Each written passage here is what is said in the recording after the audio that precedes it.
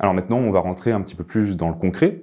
Avant de lancer n'importe quel projet de communication, mais d'ailleurs n'importe quel projet en général, il est toujours important de faire un brief pour savoir d'où on part et où est-ce qu'on souhaite aller. Alors, on va procéder de manière assez simple. Dans le cadre de l'utilisation des réseaux sociaux, on va faire un brief projet classique en utilisant la méthode QQOQCCP. Vous savez, quoi, quand, où, qui, comment, pourquoi, etc.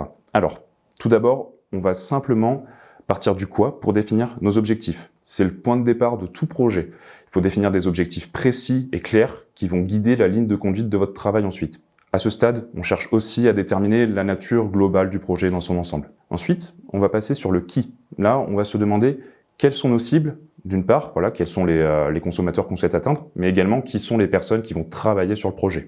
Alors pour ça, il y a un outil assez simple, en tout cas qui vous permettra de déterminer vos cibles, c'est tout simplement le persona. Le persona, si vous voulez, c'est une sorte de fiche que vous allez utiliser et qui vous permettra de présenter en gros le consommateur type de votre produit.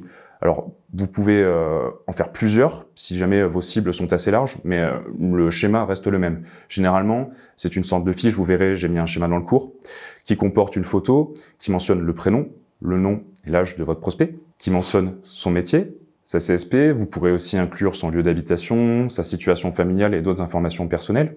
Vous pourrez également faire une courte biographie de votre prospect pour savoir à qui vous avez affaire. Vous pourrez marquer sur votre persona également ses objectifs, ce qu'il souhaite accomplir dans sa vie, les raisons pourquoi il souhaite accomplir ses objectifs, ce qui le freine et éventuellement les peurs qu'il peut avoir vis-à-vis de votre marque. Et enfin, et c'est peut-être le plus important, dans votre persona, faites toujours ressortir les attentes et les besoins qu'ont vos prospects vis-à-vis de votre marque et de vos produits.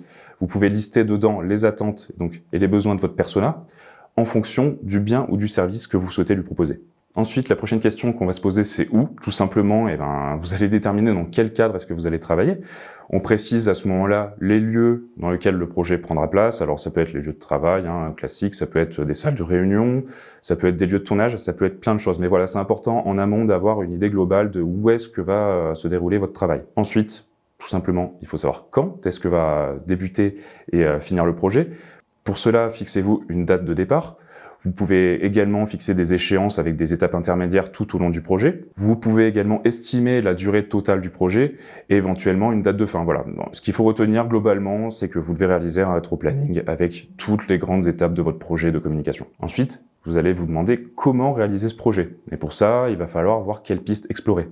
Alors, on va déterminer dans un premier temps les moyens humains et techniques qui seront mis en place, notamment le matériel. On peut également définir des process très précis et très cadrés qui vont permettre de guider votre travail tout au long du projet. Alors n'hésitez pas pour cela à rédiger des modes opératoires qui seront tout simplement suivis par toutes les personnes qui vont s'engager sur ce projet de communication. Et sachez que tout type de projet, en tout cas, requiert la nomination d'un chef de projet. Voilà, en fonction des besoins de l'entreprise, on peut aussi, par exemple, recruter des prestataires. On peut faire appel à des prestataires, que ce soit un community manager qui va intervenir ponctuellement, qui va s'occuper de vos réseaux sociaux. Vous pouvez également appeler un graphiste, faire appel à un monteur vidéo ou tout autre profil qui serait susceptible de vous venir en aide et d'apporter un soutien concret à la réalisation de votre projet. Ensuite vient la question combien. On va se demander et on va voir quels seront les moyens financiers qui seront attribués à ce projet. On se fixe un budget et on voit quels sont les postes de dépenses qui seront attribués à tel ou tel élément ou étape du projet de communication. Et enfin, on se demande pourquoi. Pourquoi est-ce qu'on réalise un tel projet et qu'est-ce qui le justifie? C'est important de bien comprendre, et c'est même peut-être l'étape la plus importante d'ailleurs, de comprendre quelle est la raison d'être du projet en répondant à une question: pourquoi recourir à un plan de réseaux sociaux dans le cadre de notre entreprise?